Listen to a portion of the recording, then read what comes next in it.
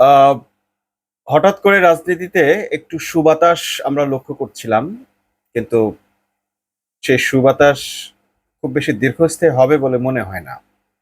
কারণ হচ্ছে, বাংলাদেশের রাজনীতি আসলে বাংলাদেশের মানুষ নিয়ন্ত্রণ করে না, নিয়ন্ত্রণ হয় আশপাশের দেশগুলো থেকে। মনে করেন আজকে মির্জা ফখরুল ইসলাম আলমগীর নয়া দিগন্তের প্রতিষ্ঠা বার্ষিকী অনুষ্ঠানে গিয়ে একটা কথা বলেছেন। অনেকগুলো কথা বলেছেন, তার মধ্যে একটা কথা বারবার মানুষের মুখে উচ্চারিত হচ্ছে, বিভিন্ন অনলাইনে সেটাকে শিরোনাম করা হয়েছে। সেটি হচ্ছে, একেবারে নাম ধরে মির্জা ফখরুল ইসলাম জামাত নেতাদের, শীর্ষ নেতাদের যে ফাঁসি হয়েছে, সেই ফাঁসি মিথ্যা রায় এবং বিনা অপরাধে তাদের ফাঁসি হয়েছে কথাটি তিনি উচ্চারণ করেছেন। এই বিচার সঠিক ছিল না এবং তাদেরকে মিথ্যা মামলায় ফাঁসি দেওয়া হয়েছে কথাটা তিনি উল্লেখ করেছেন। Naya Diganta as a house হিসেবে তিনি এই কথাটা ওখানে বলেছেন, খুবই প্রাসঙ্গিক হয়েছে। কিন্তু কিছুদিন আগেই তারেক রহমান থেকে শুরু করে আরো বিভিন্ন জনের বক্তব্যে জামাতকে আবার সেই একাত্তরের সঙ্গে অ্যালাইন করে এক ধরনের প্রচারণা কিন্তু বিএনপির পক্ষ থেকে চালানো হয়েছিল। যারা চালিয়েছিল তারা বিএনপির কতটুকু আর কতটুকু আওয়ামী লীগের, সেই প্রশ্নটা রয়ে গেছে। যেমন হাবিবুর রহমান, ফজলুর রহমান, শামসুজ্জামান, দুদু, এদের যে কথাগুলো বলেছেন তাদের ব্যাপারে, দুইজনের ব্যাপারে তো স্পষ্টই কথা আছে তারা আওয়ামী লীগ থেকে উঠে আসা, অর্থাৎ আওয়ামী বয়ান যারা মুখস্থ করে কথা বলেন, ঠিক তাদের মুখেই আবার জামাত ইসলামীকে রাজাকার বলা বা একাত্তরের সঙ্গে ট্যাগ করা, এই কাজগুলো তাদের দ্বারা হয়েছে। তো সেক্ষেত্রে মির্জা ফখরুল ইসলাম আলমগীর যে কথাটা বলেছেন, সেটা তো বিএনপির স্ট্যান্ড। কারণ এর আগে বেগম জিয়াও ঠিক একই কথা বলেছেন, একেবারে সমস্ত নাম উল্লেখ করে বলেছেন যে অমুক অমুক অমুক, তারা কেউ মানবতা বিরোধী অপরাধের সঙ্গে জড়িত ছিলেন না, তাদেরকে রাজনৈতিকভাবে হয়রানি করার জন্য, নিশ্চিহ্ন করার জন্য এইসব মামলা দেয়া হয়েছে। এই মুহূর্তে যখন বিএনপি এবং জামাত বেশ পাল্টাপাল্টি অবস্থান এবং রাজনীতিতে তাদের অবস্থান আহ, একেবারেই বৈরিতাপূর্ণ বা প্রতিদ্বন্দ্বিতাপূর্ণ, ঠিক সেই মুহূর্তে এরকম একটি শীর্ষ স্থান থেকে মন্তব্য আসাটা একটা সুবাতাস বলেই জাতি মনে করেছিল। এর আগে একটা ছোট্ট ঘটনা বলি। আমাকে একজন সংসদ সদস্য, ঢাকা 6 আসনের সংসদ সদস্য, মনোনীত প্রার্থী জামাতের, অনুরোধ করেছেন আমি ব্যক্তিগতভাবে যেন বিএনপির বিরুদ্ধে বা তারেক রহমানের বিরুদ্ধে কঠোর ভাষায় কোনো সমালোচনা না করি। অর্থাৎ এটা ছিল জামাতের পক্ষ থেকে। এখন আমরা দেখলাম বিএনপির পক্ষ থেকেও জামাতকে এক ধরনের ছাড় দেয়া হলো, যে তাদের যে স্ট্যান্ড নেওয়ার কথা ছিল একাত্তরের বিরোধী, যে স্ট্যান্ডের জন্যই তারা রাজনীতি করতে চেয়েছিল বিএনপি, যেটাকে তারা রাজনীতিতে কার্ড হিসেবে ব্যবহার করতে চেয়েছিল, সে কার্ডটা তারা ব্যবহার না করে তারা অলরেডি সারেন্ডার করে ফেলেছিল, যে না, এইটা আসলে এই কার্ড আমরা আর খেলবো না। তো বিএনপি জামাত, তাহলে কি তাদের মধ্যে সম্পর্কের দূরত্বটা কমে যাচ্ছে? আরো একটা মজার ঘটনা বলি। মিয়া গোলাম পররের একটা অনুষ্ঠানে তার প্রায় 40-42 মিনিটের একটা বক্তব্য ছিল একটা সমাবেশে। সেখানে তিনি অধিকাংশ বক্তব্যের অধিকাংশ সময়টাতেই তিনি বিএনপির প্রশংসা করেছেন। বিএনপির সঙ্গে তারা কিভাবে আন্দোলন করেছেন, বিএনপি কিভাবে নির্যাতন সহ্য করেছে, বিএনপির লোকেরা কিভাবে নির্যাতন নিপীড়ন সহ্য করেছে সেগুলো বর্ণনা দিয়েছেন, তারা কিভাবে নিপীড়ন সহ্য করেছে সেগুলোরও বর্ণনা দিয়েছেন। অর্থাৎ পুরো প্রোগ্রামে বা বক্তব্যে তিনি কিন্তু বিএনপির সমালোচনাটা করেননি। এটা হচ্ছে দীর্ঘ সময় একসঙ্গে আন্দোলন করার একটা ফল, যে একে অপরের বিরুদ্ধে কথা বলবেন না। কিন্তু কখন বিএনপি এবং জামাত একে অপরের বিরুদ্ধে লেগে গেল? সেই সময়টা শুরু হলো 5ই আগস্টের পর। 5ই আগস্টের পর জামাত আমির সর্বপ্রথম বলেছিলেন, এক ফ্যাসিবাদকে তাড়িয়ে আরেক ফ্যাসিবাদের হাতে আমরা ক্ষমতা হস্তান্তর করতে চাই না, বা ক্ষমতা আসুক সেটা আমরা চাই না।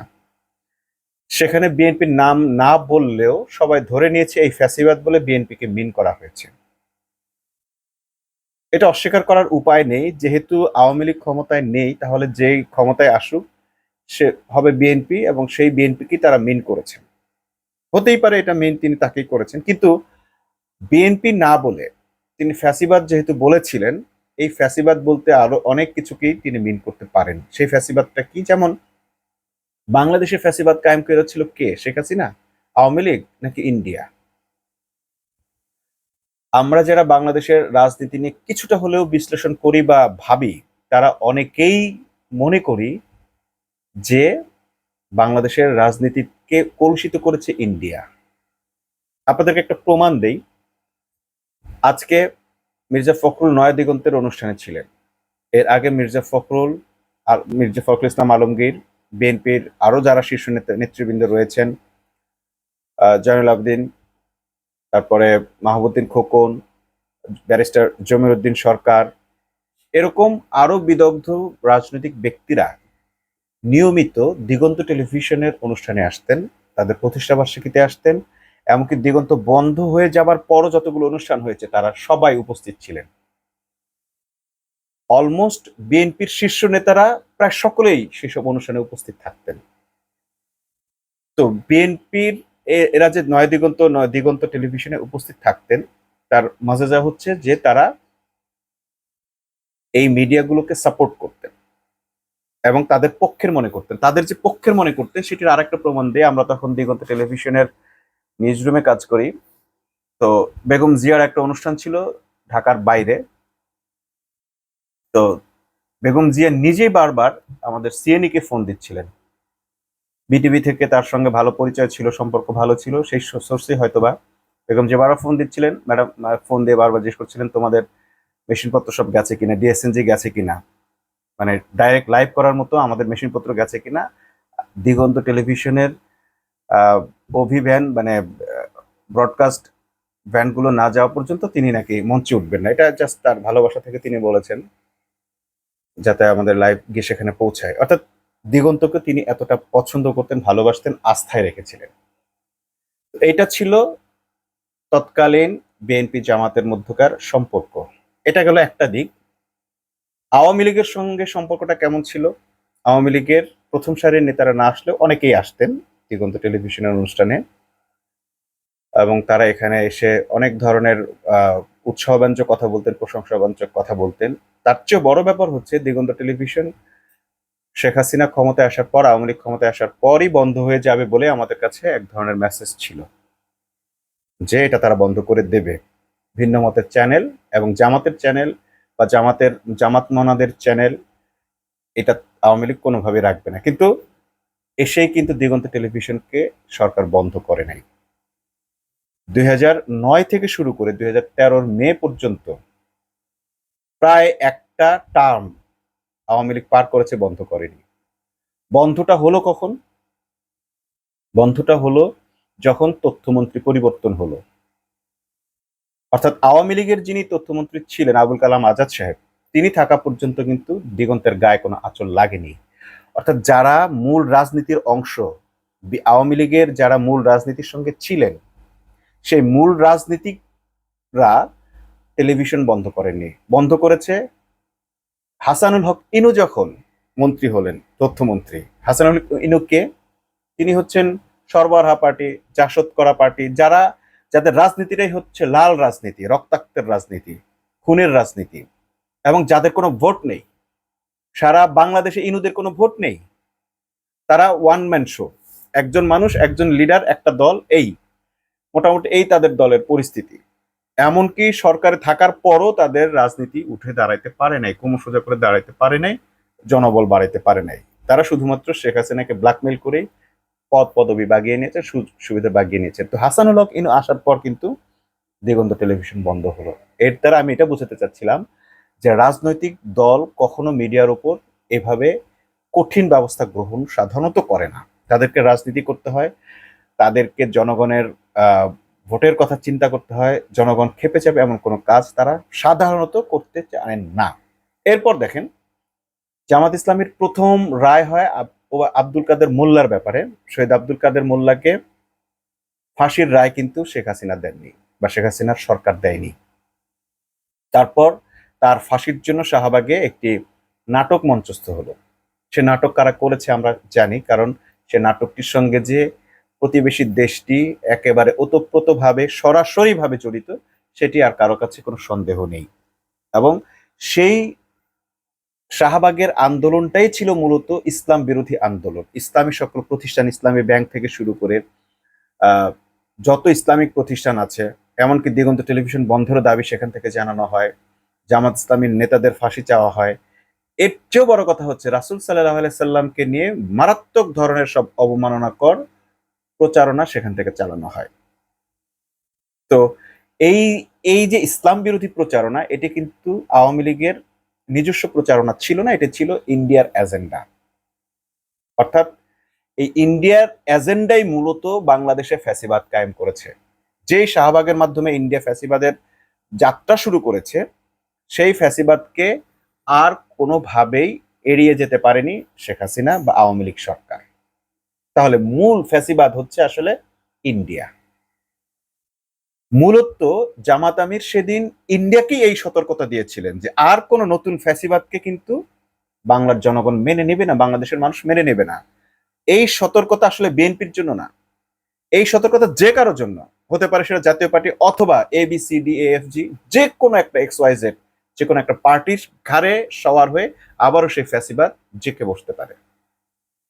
একটা রাজনৈতিক দলকে ডিমলিশ করে নিজেদের এজেন্ডা বাস্তবায়ন করার যে ফ্যাসিবাদী মনোভাব ভারত বাংলাদেশে চরিতার্থ করেছে, ঠিক সেটি আবারও যাতে ভারত করতে না পারে এবং না করে, সে ব্যাপারে সতর্কতা কিন্তু দিয়েছিল জামাত। কিন্তু বিএনপির অধিকাংশ লোক এটাতে ভুল বুঝেছেন এবং জামাত আমিরও এটাকে আর বেশি খুব একটা খোলাসা করতে পারেননি, কারণ একটি দল হিসেবে তিনি সরাসরি কোনো রাষ্ট্রের বা প্রতিবেশী রাষ্ট্রকে এইভাবে ইঙ্গিত করে বলা তার জন্য সমীচীন নয়। যদিও তারা বলার চেষ্টা করেছেন যে তারা আসলে এটাকে পুরোপুরি বিএনপিকে মিন করেননি, তবে হতে পারে যে তারা এরপর যে শক্তিশালী দেশটি আছে তাদের ওপরই সওয়ার হবেন। এবং আমরা দেখলাম যে অল্প কয়েকদিনের মাথায় ঠিক বিএনপির লোকদের ওপরেই কিন্তু ভর করেছে এই ভারতীয় ফ্যাসিবাদ, শাহবাগী ফ্যাসিবাদ। কিভাবে? ঠিক আওয়ামী লীগ যে সমস্ত বয়ান উদ্গীরণ করে 15 বছর ক্ষমতায় টিকেছিল, ঠিক সে সমস্ত বয়ান এবার বিএনপির মুখে শোনা যাচ্ছিল। ঠিক আওয়ামী লীগ যেভাবে জনগণের উপর নিপীড়ন করছিল, চাঁদাবাজি সন্ত্রাস করছিল, ঠিক হুবহু কাজগুলো বিএনপির নেতৃত্বে হচ্ছিল। এবং সারা দেশে মোটামুটি জমজমাট চাঁদাবাজি শুরু হয়ে গেছিল 5 তারিখের পরপরই। 5 তারিখ রাতেই শুরু হয়ে গেছে অনেক দখল বাণিজ্য। এবং তখন মানুষ ঠিক ওই সিকোয়েন্স থাকার কারণে, ওই সিকোয়েন্টালি তারা এটাকেই ধরে নিয়েছে যে এটাই আসলে সেই নয়া ফ্যাসিবাদ। এবং ওই যে ফ্যাসিবাদের ভয় মানুষ পেয়েছিল, সে ফ্যাসিবাদ এসে চেপে বসেছে। মূলত ফ্যাসিবাদ বাংলাদেশের কোনো রাজনৈতিক দল নয়, মূলত বাংলাদেশের রাজনৈতিক পরিস্থিতিটা হচ্ছে ফ্যাসিবাদ। বাংলাদেশ যতদিন আত্মনির্ভরশীল না হবে, অন্য কোনো দেশের উপর নির্ভরশীল থাকবে, ততদিন বাংলাদেশে ফ্যাসিবাদ থাকবে।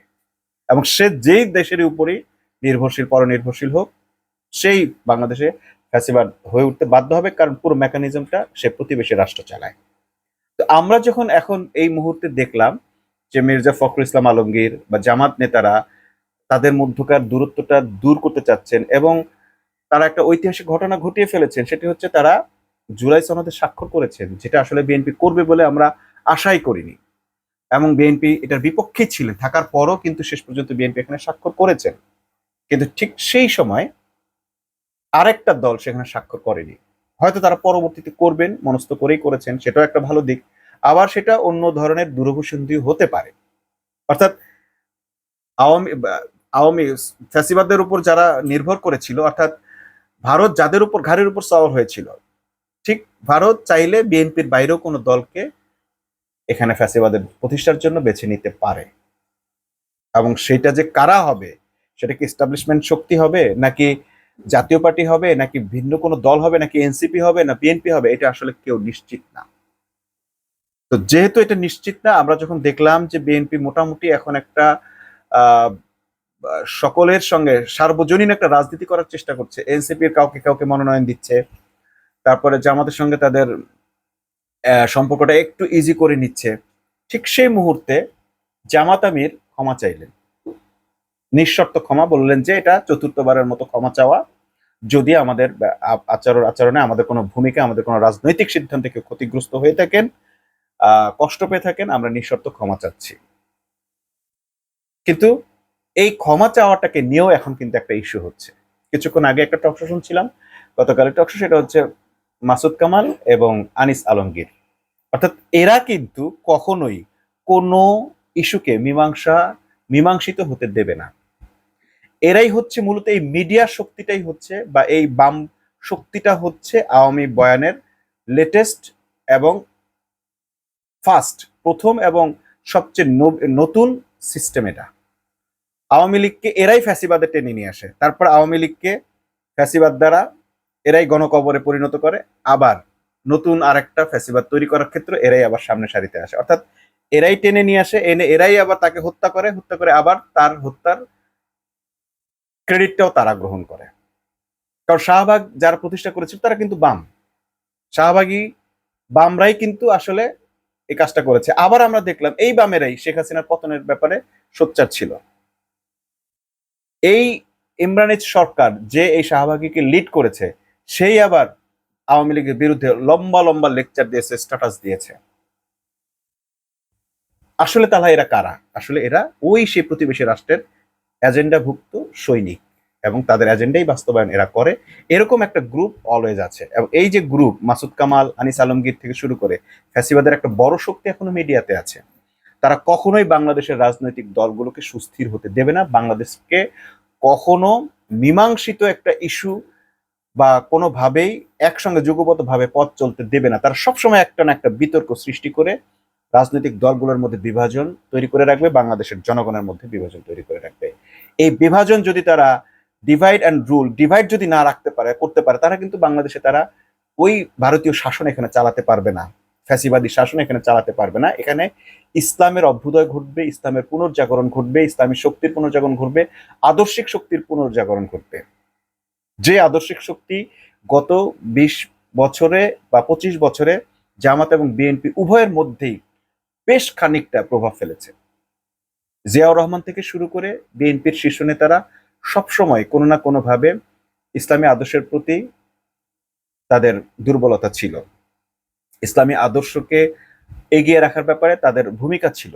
কিন্তু বারবার জিয়াউর রহমান থেকে শুরু করে প্রত্যেকটা শাসককেই বারবার এই বামপন্থীরা এই ভারতের ইনফ্লুয়েন্সের মাধ্যমে তাদেরকে ঠিক ইসলামের বিপরীত আদর্শের দিকে টেনে বেরিয়েছে। এই মির্জা ফখরুল কিন্তু বলে বেরিয়েছেন শরিয়া আইন বিএনপি বিশ্বাস করে না।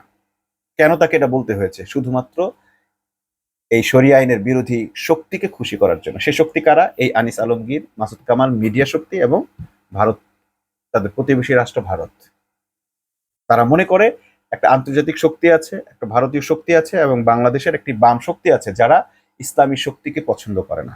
অথচ বাস্তব জীবনে বিএনপির এমন বহু, আওয়ামী লীগেরও পাবেন, বিএনপির এমন অনেক শীর্ষ নেতা পাবেন বা নেতৃবৃন্দ পাবেন যারা ইসলামকে যথাযথভাবে পালন করার চেষ্টা করেন। তাহলে এই বিভাজন, এই ইসলামের প্রতি তাদের এই যে মনোভাব, এটা তারা শুধুমাত্র ক্ষমতায় থাকার জন্য, ঠিক যেটা আওয়ামী লীগ করেছে, হাসিনা করেছে, ক্ষমতায় থাকার জন্য তারা সবসময় ইসলামকে নিজেদের শত্রু বানিয়েছেন, নয়তো তারা ক্ষমতায় থাকতে পারবেন না। এই দলগুলো যদি দণ্ডহীন না হয়ে নিজেদের শক্ত মেরুদণ্ড নিয়ে বলতে পারতো যে আমরা ইসলামী শক্তি, আমরা জাতীয়তাবাদী শক্তি সব একাকার হয়ে গেলাম, বাংলাদেশে আর কখনো ফ্যাসিবাদ আসতে দিব না, বাংলাদেশে কখনো আদর্শের বাইরে কিছু হতে দিব না। এই আদর্শ কি কারোর জন্য ক্ষতিকর?